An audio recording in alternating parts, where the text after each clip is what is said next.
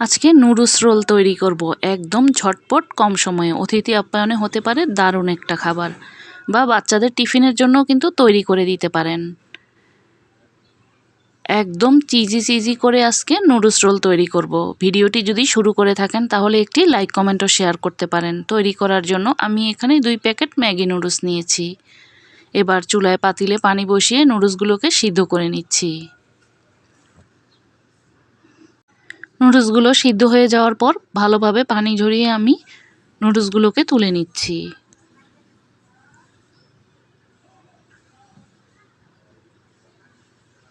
একদম সহজ আর মজার একটি রেসিপি আজকে তৈরি করে দেখাচ্ছি, যে কেউ কিন্তু একদম সহজেই তৈরি করে নিতে পারবেন।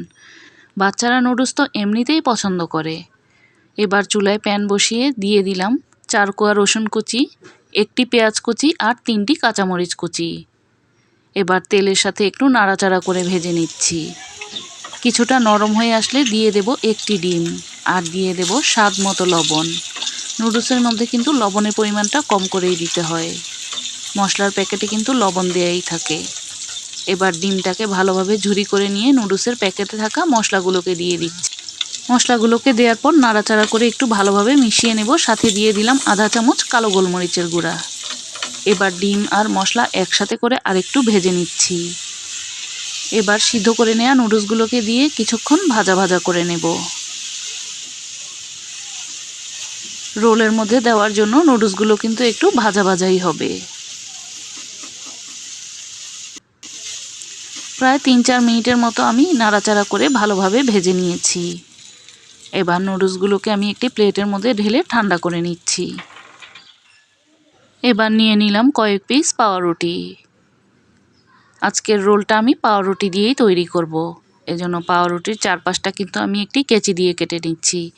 চাইলে আপনারা একটি ছুরি দিয়েও কেটে নিতে পারেন।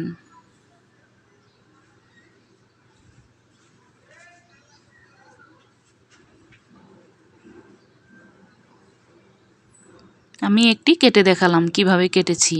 সবগুলো আমি একইভাবে কেটে নিয়েছি। এবার বেলুন দিয়ে খুব ভালোভাবে বেলে নিচ্ছি।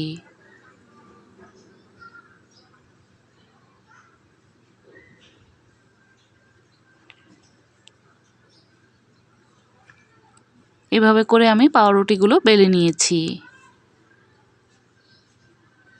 এবার আমি 2টি ডিম সামান্য লবণ দিয়ে ফেটিয়ে নিচ্ছি।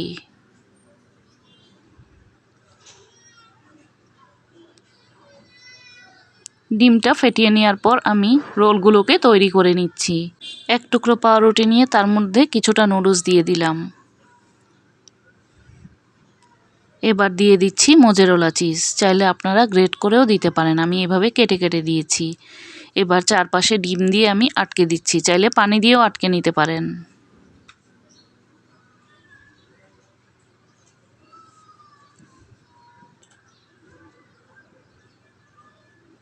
এভাবে আটকে দিয়ে এই 2 পাশটাও কিন্তু এভাবে করে আটকে দিতে হবে।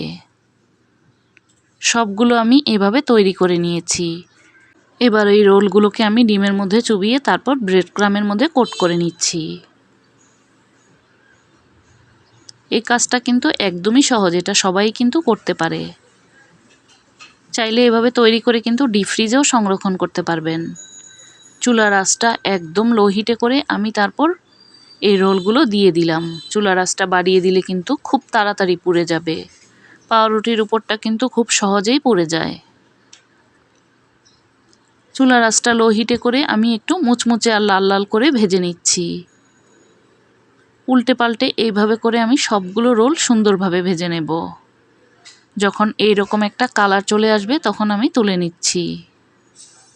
একদম কম সময়ে মজার একটি নাস্তা। তৈরি না করলে বুঝতেই পারবেন না যে এটা এতটা মজার হয়।